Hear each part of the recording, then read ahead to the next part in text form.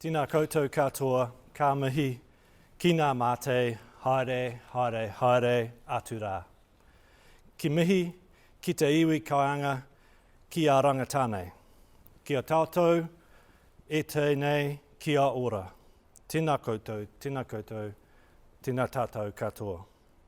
Greetings again and welcome again to Creative Cities Conversations. It's really great to see familiar faces coming back again each time. So I really welcome the support that you've been showing the program to date. My name is Dave Charnley. I'm the Senior Urban Designer here at Palmy City Council. This evening we look to extend on our last conversation and shine a spotlight on the greatest resource of our city, that is our people. In particular, exploring and understanding our human needs and forming meaningful relationships to our urban environment. By now we're all aware of the current and future challenges facing our city, and so our discussion must turn towards the disconnect between our awareness and our actions that are responsible for shaping the physical form of our communities. Applying a creative, human-centric approach to city making means applying what works best that contributes to city vitality and the human experience. The human scale and walkability should be at the top of our list. So Palmerston North is a car-centric city. It is highly likely many of us here tonight arrive by private motor vehicle and will likely drive home or onto our next destination after this. If that is not the case, if you walked here, you took public transport or you biked, then congratulations. I'm sure the journey for you at a human speed allowed you to feel more engaged with the life of the city, with many interesting and varying experiences on the way, albeit with the weather that we've had. If you take the time to study our city form and its function, you'll see many examples where the city has been shaped by either a lack of understanding of the human scale and or our dependence on the private motor vehicle. For instance, wide streets, abundance of car parking between the buildings and along the edges, large format buildings, blank facades at the street level and along those edges, low level of compact built form, often single land use typologies, low connectivity of our city streets, low levels of street vegetation, high fences, long crossing waits, currently, and hopefully that's increasing, lowish levels of cycling, but we're going that way, low public transport ridership, low levels of city centre or neighbourhood centre living, and limited visible public life. Our obsession with time and speed over the last 70 years, as well as a narrow focus on mode choice, has led to some perverse impacts on the goal of making our cities more human-centric or efficient. Congestion, pollution, severance of built form in communities, a lowering of the quality of our townscape, a lowering of active and visible city life, lowered safety, and higher financial costs. I want to quickly demonstrate the impact that urban morphology can have on walkability and the most valuable but fragile indicator species of city life, us the people, the pedestrian. This demonstrates how our decision many years ago can have an impact on how we move and connect. And at one time we sort of had it like, all right. At other times we didn't. And this has an impact both locally and at the city level. The examples I want to offer you tonight is our city centre. So the blue lines indicating the level of connectivity, connected network of our street network. This is the first part of our city that was developed after the survey plan was put down by Mr. Stewart. And you can see, coming out from the square and the network around it, that the urban morphology of the inner city centre is highly connected. It's compact, and it allows us to move with choice. If we compare that to Awapuni, then the red obviously shows that the non-connected street networks, And so the ability to move and connect not only at the local level, street to street, at the neighbourhood level, but also how does this suburb connect into the city? So I just want to leave that with you. The decisions we've made at certain times of our changing growth of the city form has had lasting impacts on what we're dealing with now.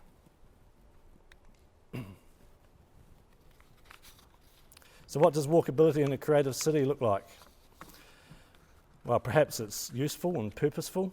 It prioritises the walker, has a mix of activities, has well-designed transit. It's safe.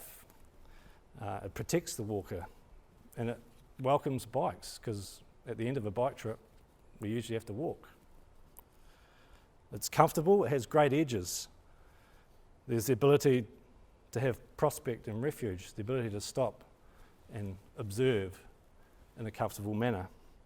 It probably has trees as part of that picture,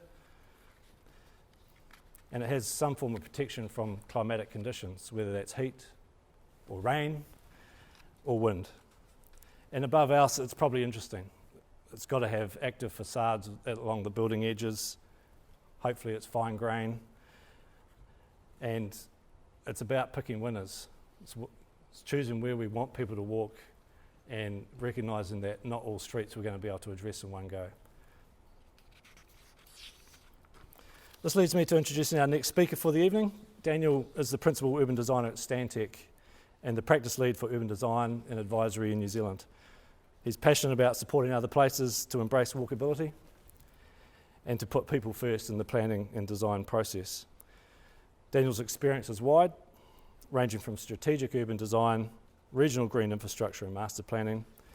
He has worked and contributed to the Auckland City Master Plan, City Centre Master Plan, development of a design-led city strategy for a major growth area in Australia, and outcomes-focused corridor study for the city centre to Mangere light rail. Seeking to maximise benefits for people in place through significant public transport investment. Daniel counts himself lucky to live in a walkable, amenity-rich 15-minute neighbourhood, especially now that he's a proud father to his 1-year-old daughter, Skylar. Ladies and gentlemen, please again give a warm, palmy welcome as we invite Daniel to present his conversation, Walkable Urbanism, the heart of a creative city.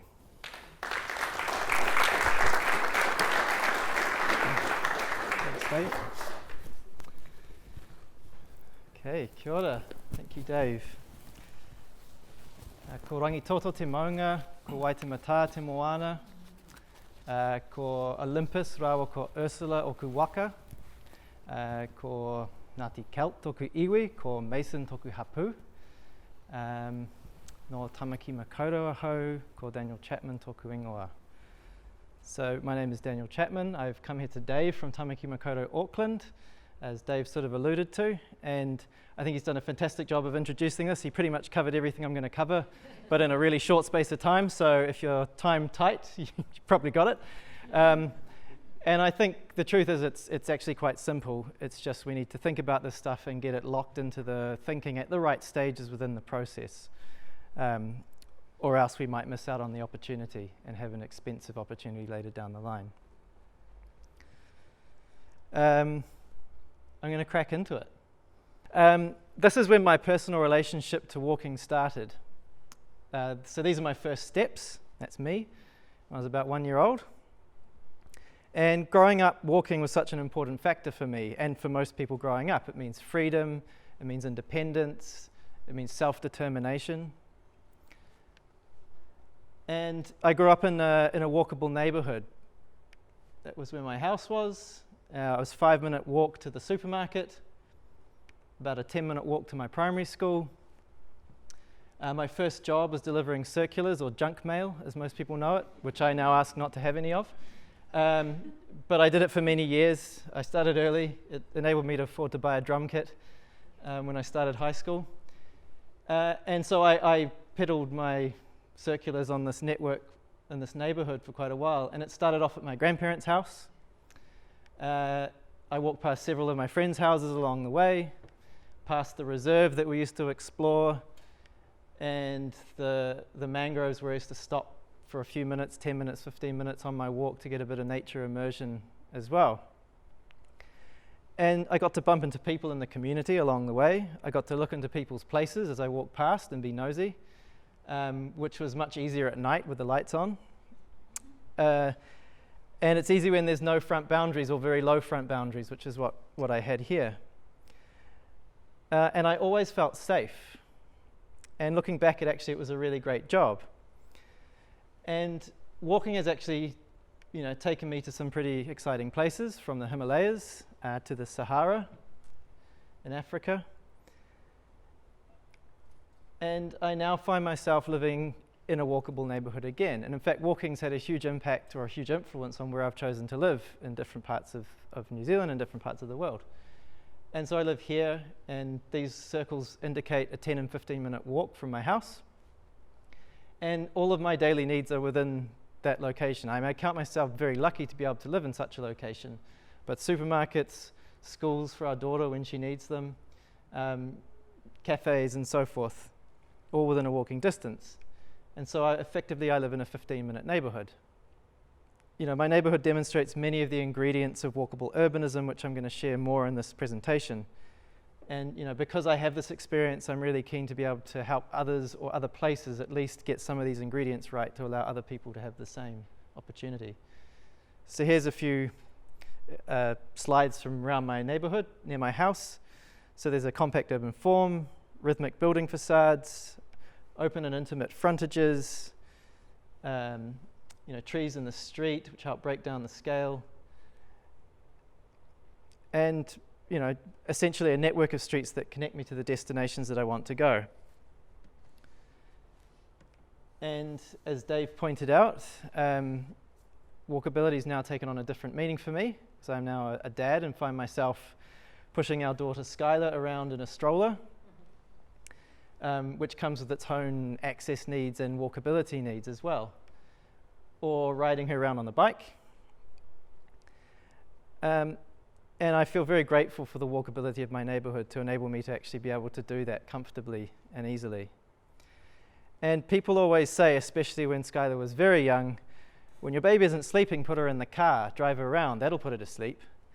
Well, for Skylar, this didn't work because driving was unfamiliar for her. She actually hated it. So if we put her in the car, she got really upset. She was much better at falling asleep in the stroller or in the backpack when we were carrying her, or even on the bike, which quite surprised me. But it just goes to show, for her, this is what was familiar. This was the rhythm. This was where she felt safe. Actually, in the car, she didn't. And now the cycle continues as she's just starting to take her first steps now and starting on her journey walking around our neighborhood. And in fact, that's the same little walker that I used in the first photograph. So why walkable urbanism? Well, what is a city without people? Cities at their best are natural gathering places where people meet, interact, exchange ideas, laugh, love, and live engaging lives. And the way cities are designed will determine how walkable they are or how unwalkable they are. And many have been designed around the car and therefore are not very walkable. In recent years, cities and towns around the world have been returning to people-centric design, and walkability is at the heart of this. I'd like you to just think about your favorite city that you like to visit, whether it's here or overseas. And as I go through the presentation, just reflect on whether some of the ingredients that I'm mentioning are part of that place as well. Now, during level 4 lockdown in Aotearoa, we saw many more people getting out into the streets and neighborhoods. Many enjoying the relief from traffic-free and improved walkability in their streets. And some of us were lucky to live in places that were highly walkable. And others found out how unwalkable their neighborhoods were. And there were surveys done that can substantiate this all around the country in many different councils. I mean, how many of you found your neighborhood easy to walk around during the lockdown? Great, excellent. That's a great turnout. And how many found it unwalkable? Not many. Perfect. Excellent. Well, you're lucky. Not everybody found that, actually. We heard stories of people relating to their local built and natural environments more, and the bear hunts were especially fun. I assume you had that as well. We went into lockdown midnight on Wednesday, if I recall rightly, and on Friday afternoon, my wife went into labour. So for us, we really did enjoy the quiet streets when we were walking around our newborn and trying to get her to sleep.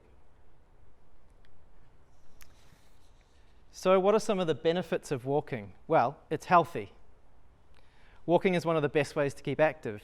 It's free, it's easy for most people, and it's relatively low impact on the body. Research is showing us time and again that we're spending too long being inactive.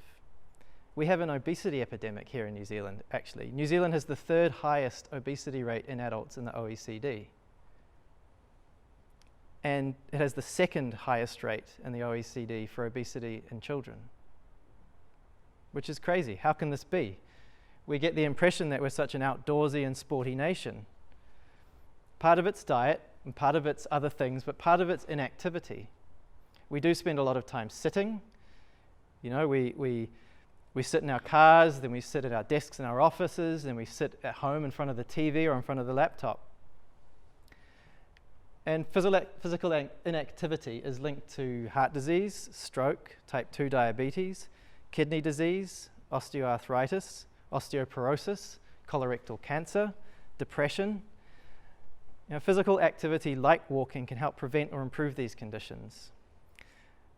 The New Zealand Heart Foundation recommends walking as a great choice for physical activity to support a healthy heart. You know, amongst other things, they say a brisk walk for as little as 30 minutes a day is important for preventing heart disease, lowering your risk of high blood pressure, diabetes, and stroke, reducing blood pressure, building stronger immunity, helping to reduce stress, tension, depression, and anxiety. And for each hour of regular exercise you get, including walking, you gain about 2 hours of additional life expectancy, even if you don't start until middle age. It's also good for your mental health. It makes us feel better. If you're in a bad mood, go for a walk. If you're still in a bad mood, go for another walk. This is what Hippocrates said. And we've evolved to walk. Our bodies are made to move. They love to move. There's fossil evidence that suggests that our ancestors have been walking upright for at least 6 million years. Now, walking may have been a key step in our evolution that enabled our brains to grow, enabled us to do what we do now. Vancouver's Comox-Helmkin Greenway is a 2-kilometre walking and cycling route that was retrofitted into existing streets in 2013. And a survey was conducted by the Health and Community Design Lab at the University of British Columbia before and after the installation. And the research shows that residents within 300 metres of the Greenway doubled their odds of completing 20 minutes of physical activity a day, and almost halved the odds of being sedentary for 9 hours a day. And they increased cycling by 252% when compared to people that lived further away. And they also reduced their greenhouse gas emissions by 21%.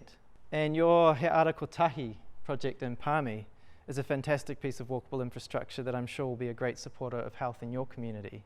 Why else? It's equitable. As I mentioned before, it's free. You don't need anything else apart from your body to do it.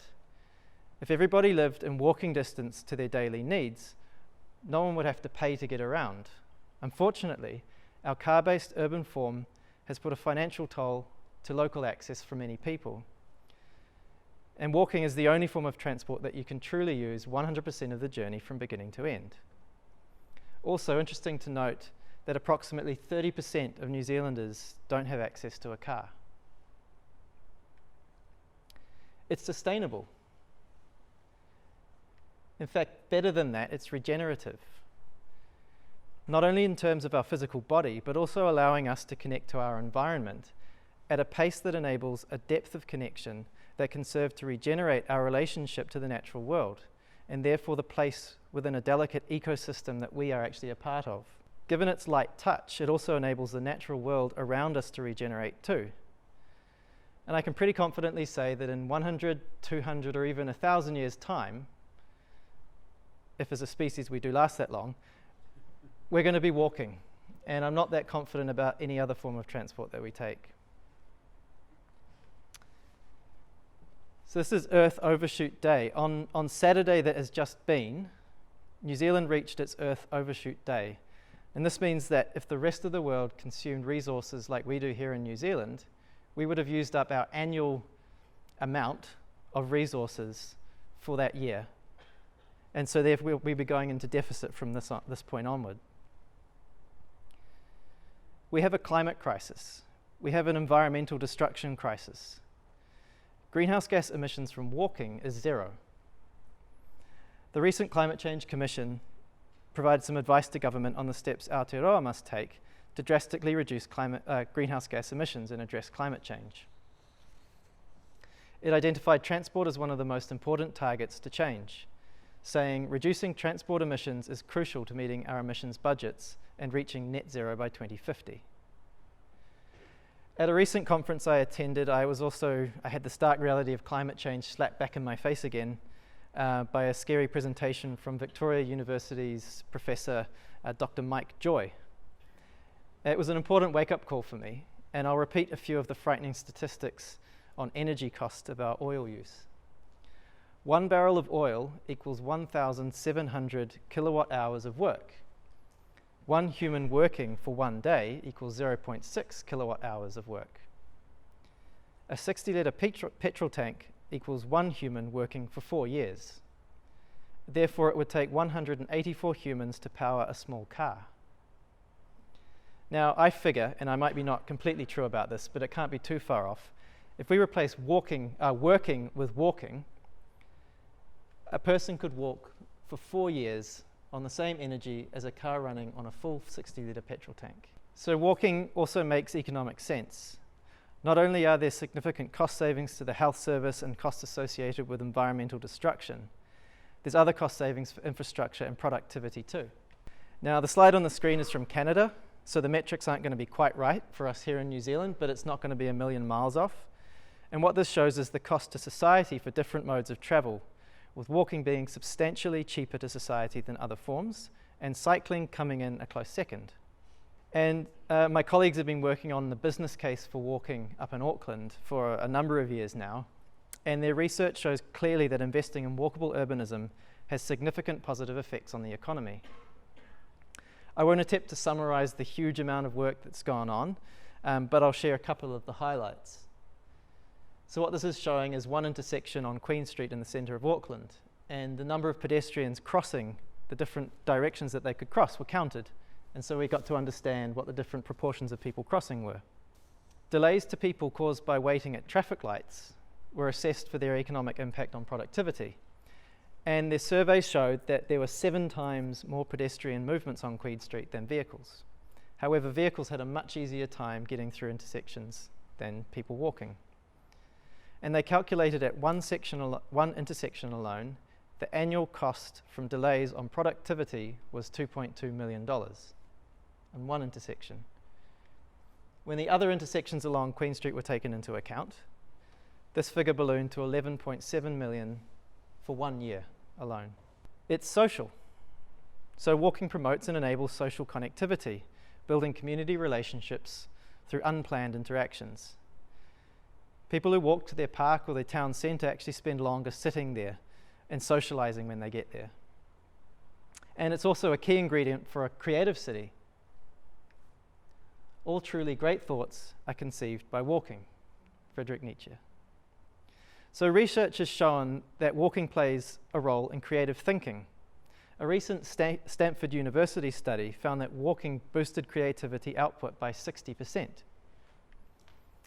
Subjects' ability to demonstrate creative and novel thinking increased significantly when walking compared to when they were sedentary. And what was also an important discovery within the study was that those who walked for the first test were also more creative in the second test when they were sitting. So the boost to creativity from the first one actually endured after the walk.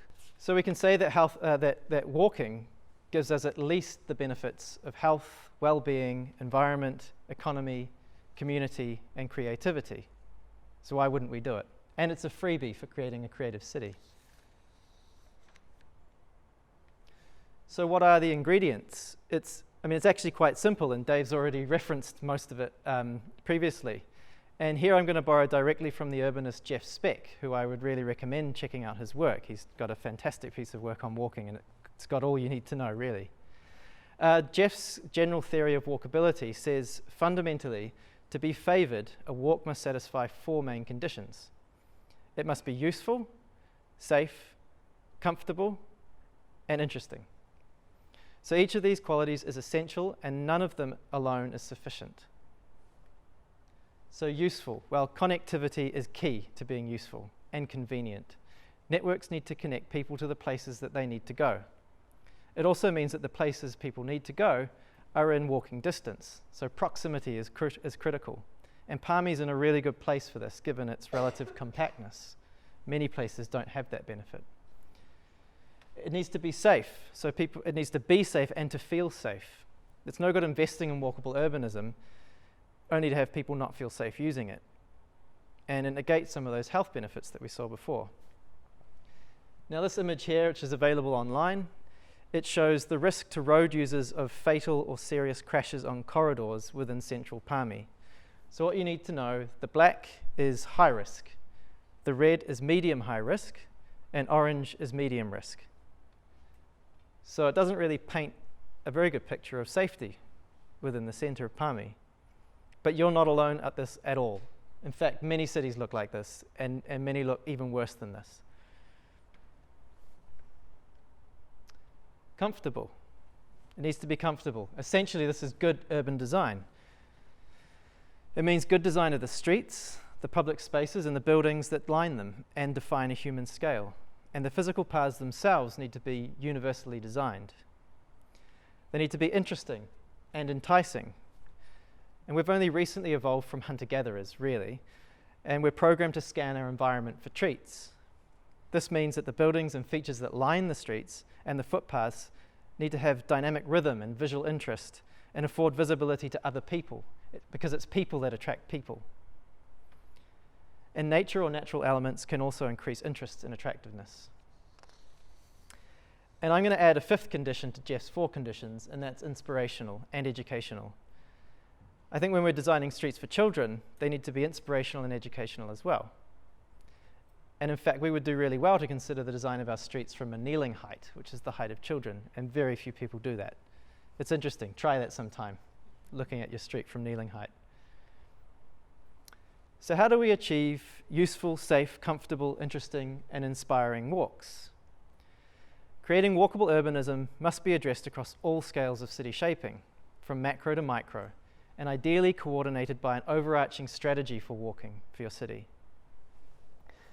So from spatial planning for growth, through land use planning, transport network planning, urban form, streets and path design, public realm design, and wayfinding. So at the macro level, the key ingredients being addressed typically is usefulness. So in the context of spatial planning for growth, it's simple really. Like I said before, connectivity is key. Growth through intensification around existing centres is ideal. When it's on the periphery, which we know has to happen, try to include a local centre to support walkability at that and access to daily needs at that local level. Land use planning. Well, land use planning plays a really defining role in how our communities function. To plan for successful, sustainable, and walkable cities, we must integrate planning with how people are going to move around. And the practice of modern planning, or zoning, developed significantly during the Industrial Revolution in response to mass production, rapid urbanization, overcrowding, pollution, and deteriorating health and workers associated with factories. And this resulted in single-use zoning that separates out uses and activities from each other. This means that people often need to travel long distances and to multiple destinations to access the places that they need to go. And with a lack of investment in public transport, which is perennial across the entire of the country and many countries, you end up locking in car dependence and killing walkability. But it didn't start this way. In pre-industrial zoning, while space was carved out for important activities like churches or squares or plazas or civic spaces, the remaining residential areas also functioned as places of labor, production, and commerce.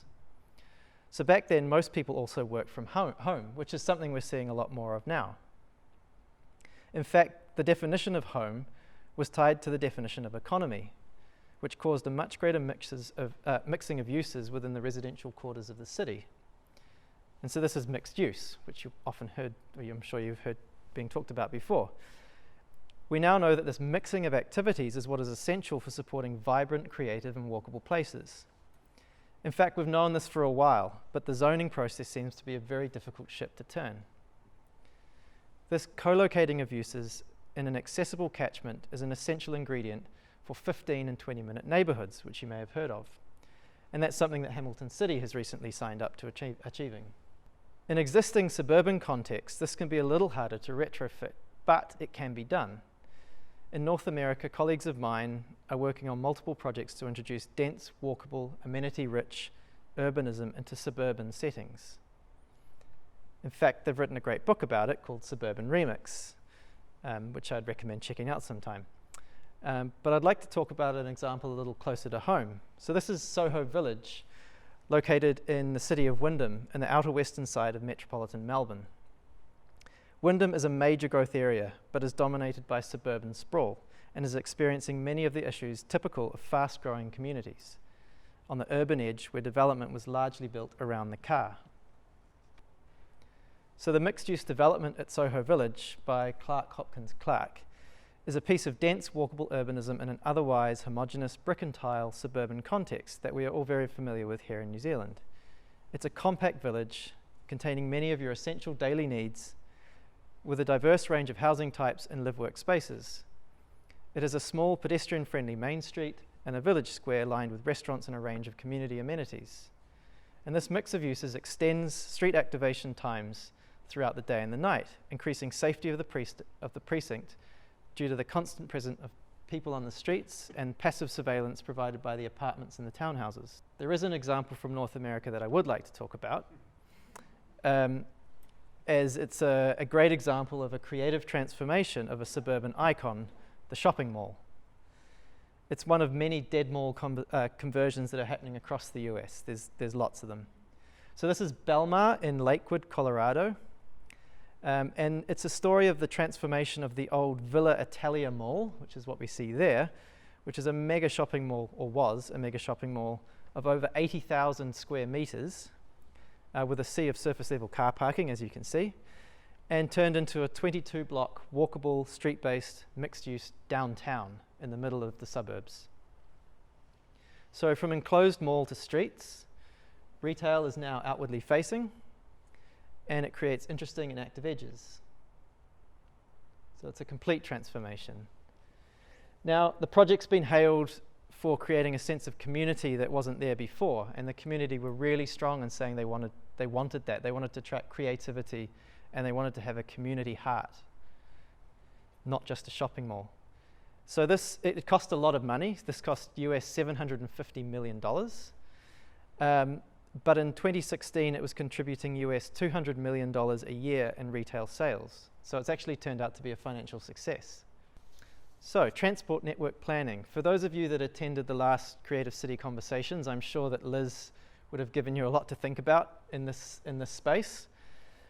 The best routes, and Dave has alluded to this previously, but the best routes connect to multiple other routes and create an interconnected web or network like we see here on the left, or the top left. And this is especially important for navigating when walking, as it can be a really long walk if you get to the end of a route and realize you can't get anywhere and you have to turn around and come back again. And I remember I had that situation one New Year's Eve where I was in a place which was just dead-end cul-de-sacs everywhere, and it took me a very long time to get home. It was a very cold, wet night. And cul-de-sac developments, typical of the post-war suburbs, and unfortunately still developed in some places today, like the one on the right, offer little way to support walkability. This is an example that we have from Auckland, which is a similar situation to that other one you mentioned before. So it means that most people end up getting in the car, and as a result, the streets are either dominated by cars, or at least the car parking and the garages associated with them where people need to store all the cars that they need to get around. And the easiest way to navigate is in a grid network. This offers the most flexibility of routes to get from point A to B. And it also enables connections to more places. So if you had C, D, and E as well, you've still got options to get there and multiple ways to get there. I mean, one of the downsides of this is that it can lead to rat running, where people cut through. And this is a real issue for many communities and neighborhoods. It's unsafe and can lead to community severance. And that's what this image is showing here. So diagrams by Donald Appleyard from the 1960s, I think it was. On the left here, we've got a street with heavy traffic, and you can see the limitations that's putting on the social connections that are being enabled between people on that street, all the way through to light traffic on the right, where there's way more, and this was observed, interactions that people could have in their street. And a reasonably recent approach to reducing rat running through people's communities is low traffic neighborhoods, or LTNs. And there's something we got a glimpse of during COVID-19, actually, because fewer people were driving through neighborhoods. And they consist of groups of streets where through traffic is restricted by barriers like bollards or planters, and calmed by interventions like footpath widening or tree planting. Vehicles are directed to the arterial roads around the outside of the cell, what we call this. And this enables the streets in the centre to be reclaimed by people walking, cycling, or social gathering. In the experience of these in London, and there's one called Waltham Forest, if you want to listen to this further, that's a really good example. It's generally been very positive for health and well-being, and there's been some really amazing statistics come out recently on the Waltham Forest ones. And there's now 300 of them across London. And so on to urban form. This is where we start to pick up some of the other key ingredients of walkable urbanism, like comfortable and interesting. And a key component of urban form in relation to comfortable is the way in which it defines and encloses the street. And some suggest ideal ratios of the height of buildings to the width of road or street, and this one proposes 1:1 as the best for thoroughfares, but it also suggests even taller. And this is something we seldom see here in New Zealand outside of the city centres. But it's based on observations of the traditional cities around Europe predominantly, which are typically great for walking and are great places to be. And most were built before the car came along. We do also have some examples in New Zealand, like the Chancery in Auckland, which is built around the same kind of principles, or Cuba Street in Wellington, or your own streets here, Coleman Place, or even George Street as well in Palmy. And trees can do the same job. And when the building edge is continuous, this creates what's called a street wall, which is another contributor to walkable urbanism, providing continuity in the sense of enclosure. We're pretty familiar with this in urban settings, and in residential contexts not so much, but in residential situations this means terrace housing or apartment buildings. And we're starting to see some of this sort of stuff in higher density developments like this one here in Hobsonville Point in Auckland. As well as defining the streets, the frontages of buildings contribute to the feel of the street and how active they feel. We know that open frontages to buildings, like some of the ones here, enable us to see and be seen by residents and contribute to safety, comfort, and interest. And in town centres, having retail and restaurants on the ground floor provides an active edge to the street as well from day to night. Adding depth to the fronts of these also creates sticky edges where people are able to nestle in and explore a little bit more and stop and explore. And conversely, inactive edges are not so good for walkability. So surface level car parks and empty sites tend to do this.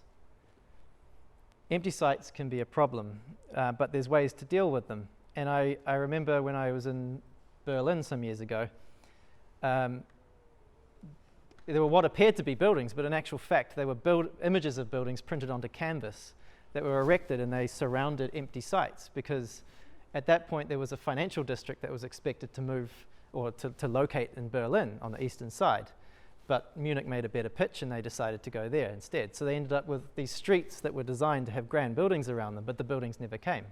So they erected these massive big canvases to create that sense of enclosure and give you a sense you were in a street because they knew it was important. Here's another example in Tauranga.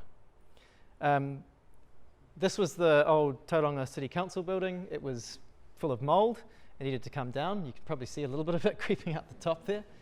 But the form of it and the design really didn't contribute much to walkability either.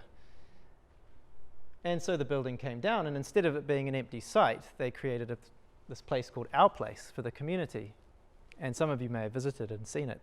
It's essentially a container park which offers space for maker spaces. There's cafes and eateries and bars. I visited this just the other week, and it's the woman who runs it was explaining that actually they have a theme of recycling, and so all of the maker spaces around the central space have to have something to do with recycling in them. So there's recycled clothing, there's even a place you can melt down your plastics, and I think they make plates out of it that you can then go and use in the eateries. And blank walls are no good either. So shopping malls are notorious for this. Most of the time they want to control the shopping experience and therefore are enclosed with their back to the street. And in this example, this mall was meant to open out onto the street, but when it came to it, they didn't do that. So everyone was expecting that to happen, and it didn't, and we get this. But what they did do on the right, they created fake frontages, which look like they open, but actually those doors you can't get into. Which is a real shame, because at the other end of the street, they actually did a pretty good job of creating a walkable street. I actually thought this was a pretty good brand new street, which in an area which was once fields. They got a lot of things right in this. So parking buildings are another major culprit. I used to walk through this area frequently, in a place, it was en route to where I used to work, and it's horrible. It's really, really bad. But there's ways that you can improve them, like painting them, or even improving the way that they're clad. And remember that American example, Belmar, that I showed earlier? Well, they developed an excellent approach to avoiding the negative effects of a car park building in their centre. So what they did, and it also contributed to creativity in their community. So to get some early activation within this development as it was evolving, they wrapped the car park building, which you can see the entrance to it on the right. They wrapped it in these deep but very basically set up spaces for artisans, and they offered it to them for low or no rent at all. And what this did was it activated the street from day one. So it did its job. But what they weren't expecting, what happens now, is people actually book to go on tours, to go and visit these spaces, and they do art walks. And while they're there, they go and they spend money in all the eateries and they buy other things as well. So what started off as a way to deal with a car park building has actually become an asset to that community, and it's something that people go there for specifically. And there's a public art and events programming now that they also roll out throughout Belmar, which brings more visitors and life to the street and spaces. And this variety is central to establishing a social heart for the community and for supporting walkability. So rhythm and variety in buildings also contributes to walkability. It contributes to how interesting and how inviting the street feels to walk down. The rhythm component helps to create a human scale, and this rhythm is created by frequent vertical elements that create mini thresholds as we walk along. And this can be created with changes in building articulation, which is the depth of the face of the building, or through color or material changes. But what I'm trying to get across is you can have a really boring regular rhythm. It's rhythm, but it doesn't do much. You really need to think about how that dynamic changes along the street, and these guys do it really well. So I think some builders will take the idea of rhythm and they go, yep, we've got rhythm. But actually it's not about that, it's the variety, it's the interest, it's the excitement that actually makes you want to explore. After all, we're hunter-gatherers, right? So we're looking for treats. Okay, so street design. Street design is so important, but as you can see, there's many other critical factors that you want to try and get right, either first or they're an important piece of the puzzle. Now, there's some really great guidance out there on street design, and to be honest, most of it is common sense. Streets should be, as they once were, places for people, not only for cars. For a street to be walkable, it has to be designed for walking on, through the eyes of a person walking. Now, the number one biggest risk to death or serious injury for a person walking is the speed a vehicle hits the mat. So going from 50 kilometers per hour down to 30 kilometers per hour reduces the risk of death from 80% to 10%. And it's not just about signposting the streets to be that speed, because people will drive to the speed that the street is designed for. We actually have to design them for that speed as well, not just signpost them that. And quite often streets feel like this when you're walking. They're dangerous places that we dare to cross. But this is changing, however, and there's a whole lot of guidance that's out, and there's more than this. This is just a few. And a lot of this has come out in recent years, and I could spend hours talking about the guidance, but I actually encourage you to go and look at it yourself. I will say, though, and something to look out for, Waka Kotahi, the New Zealand Transport Agency, is soon to release their own version, or Aotearoa's Street Design Guide, which is based on this global street design guide here, but it's made unique to the New Zealand context. And this is some examples out of Auckland Transport's design guide, which is actually a fantastic piece of work, and there's been people from around the world that have contributed to it. For those of you who have attended other talks, I think this has been introduced before, but it's a fantastic tool developed by a public health expert who realized that one of the best ways to address public health issues was to try and influence the design of streets to make them more walkable. And so, yeah, it includes 10 indicators, and they're evidence-based, each describing aspects of the human experience being on a street. And those indicators can be balanced and prioritized in order to redesign a street or manage the way that it works. And the tool can be used by anyone, whether it's a resident, a community group, or a business group that wants to see improvements on their street. And so you can assess a street and get a readout of the outcome of how it performs against the different criteria, see where there's deficiencies, and that may be useful to help inform a brief that might be developed by council or a road controlling authority. And then a redesign can be done, and that can be tested on paper first to see how it performs and see if it's actually achieving what you're trying to achieve. So I know Lucy was in New Zealand a few years ago, and she did a road show, and she introduced this to a lot of people, and it's had a little bit of traction. But some colleagues of mine in Perth, Australia, Lucy visited them much more recently, and they're now trying to roll that out over there and having a lot of interest, in fact, from their health department, who are looking to invest in it quite a lot. Now, tactical urbanism. You guys know quite a lot about tactical urbanism here in Palmy, and you're doing some fantastic stuff. And you're leading the way in many instances. And I've had the benefit of seeing Keegan talk about some of the work that he's been doing, it's great. But I'd like to share a project by some of my colleagues in Nelson, and I've had a little bit of involvement in this project as well. And it's proven to be a great success so far. So the project sought to reduce rat running in Nelson South, which is this community essentially around the pink roads there. So yeah, they've had rat running through their community, and they wanted to make the streets safer and more enjoyable for people walking, for people cycling, and for the many children that are in the street, because there's a kindergarten and a school there as well. The area has quite a high migrant population and a high population of children, and many people already walk as their main mode of travel. So this made it even more important to make the streets safer and better for walking. So the first phase involved making improvements to some of the intersections to make it better for crossing, and reclaiming parts of the streets for people activities. And the results so far have been great. You recognize the place kit? Keep going. I know some of I used to work at the Auckland Design Office, and some of my colleagues designed those place kit features, so it's been interesting to see them turning up in other parts of the country. And I know you've got your cycleway project, which is a little bit contentious at the moment. But the results here have been great, and car volumes and speeds have been reducing, and there's more people out walking and using the street and playing and socializing. And the second phase is about to start. So onto public realm. So I'm going to talk about optimizing the public realm for walkability. Public realm's the connective tissue that holds cities together and plays an important role in walkable urbanism. The quality of public realm and the way that it connects are key components of its success. So again, this could be a seminar on its own about public realm, but I thought I'd share a project in Hamilton that I was a landscape architect and design manager on a few years back.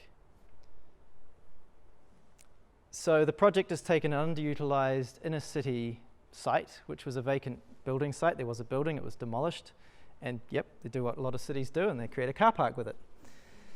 But actually the site was having problems. It was starting to slip down into the Waikato River, and it was also contaminated.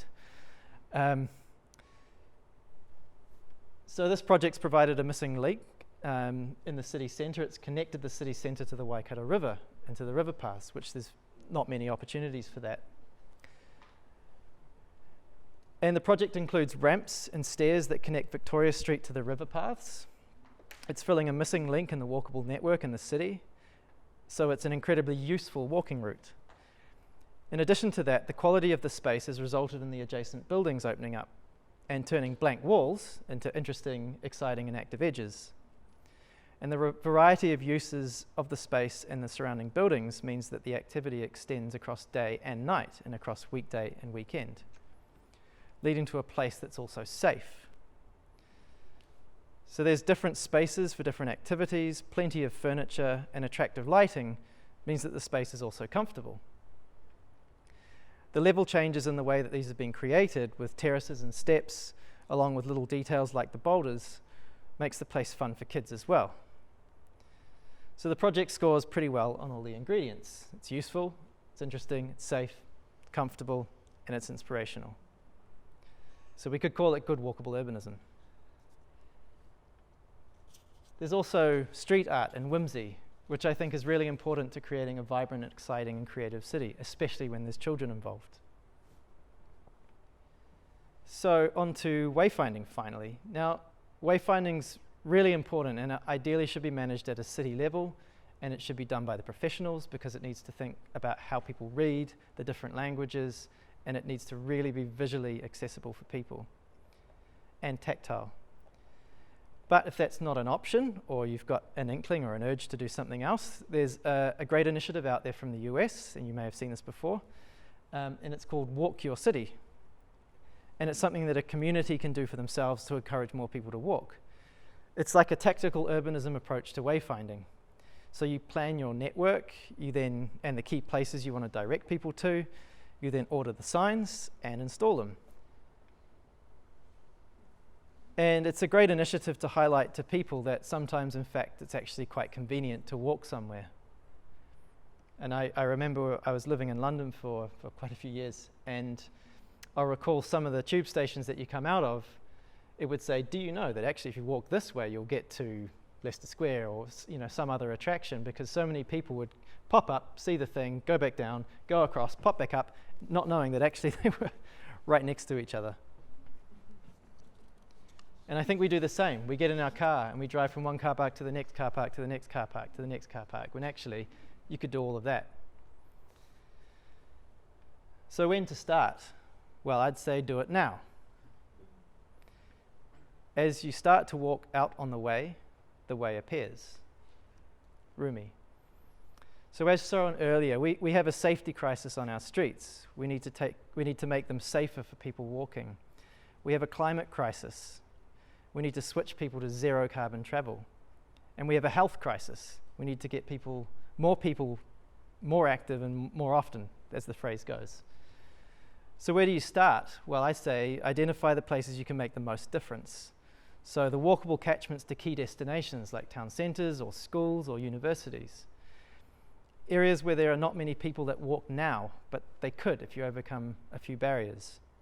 Areas of high population growth, that might be regeneration in the city, or it might be an urban extension. Focus on the areas of highest socioeconomic need.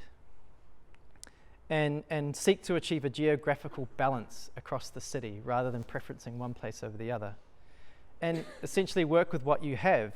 That may be a tactical urbanism approach, or it may be rallying around other businesses to develop a plan or strategy for your street. Or it may be to develop an overarching walking strategy for Palmy at a really strategic level. But ultimately, get out and walk once or twice or 5 times a week. The more you do, the more you will benefit, as we've seen before, and you will see where the issues are in your area, and you can work towards making better walkable urbanism for Palmy. And I wish you well on that mission. Kia ora tātou, thank you for listening.